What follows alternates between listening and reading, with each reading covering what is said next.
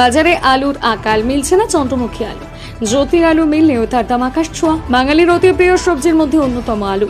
দৈনন্দিন জীবনে বাঙালির পাতে যে ব্যঞ্জন থাকে তার বেশিরভাগ পদে আলু আবশ্যিক, অথচ বাজারে চন্দ্রমুখী আলুর দেখা নেই। দাম বাড়ছে জ্যোতি আলুর। চাহিদার তুলনায় যোগান কম থাকায় দাম বাড়ছে আলুর, এমনই মত আলু বিক্রেতাদের। আজ আলু বিক্রি হচ্ছে 40 থেকে 45 টাকা কিলো দরে। বস্তায় আলুর দাম দাঁড়িয়েছে 1800 টাকা বস্তা, যা নিতে ছ্যাঁকা লাগছে ক্রেতাদের। আজকের বিক্রি হচ্ছে আলু আপনার 1700-1800 বস্তা। কেজি 40 টাকা বিক্রি হচ্ছে। কি কি আলু রয়েছে আপনার? জ্যোতি আছে, চন্দ্রমুখী আছে। দুটো আলু কি রেট চলছে?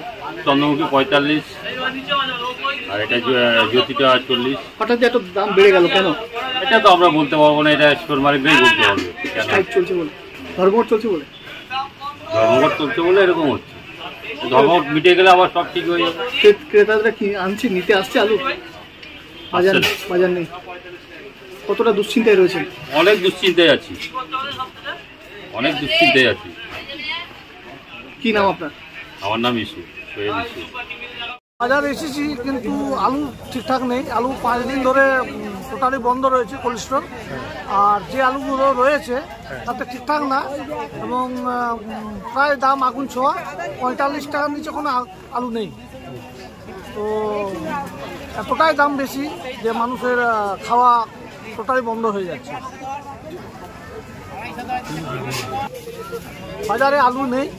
সাধারণত বাঙালি আলু ছাড়া তো খাওয়া সম্ভব না। খাওয়ার পাতে যে আলু দরকার সেই ক্ষেত্রেও সেটা পাওয়া যাচ্ছে না। বাজারে আলু কতটা সমস্যার সম্মুখীন হতে হচ্ছে? পুরোপুরি সম্মুখীন। সাধারণ মানুষ আলুর জন্য প্রচুর সম্মুখীন হতে চাইছে।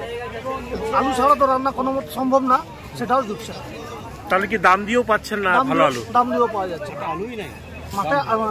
আমাদের যে হাট, সেই হাটেও আলু পাওয়া যাচ্ছে না, দোকানেও আলু পাওয়া যাচ্ছে না, এবং ভালো আলু তো নেই, খারাপ আলুটাও পাওয়া যাচ্ছে না। আপনার নাম কি? গিরিধারী মুখার্জি।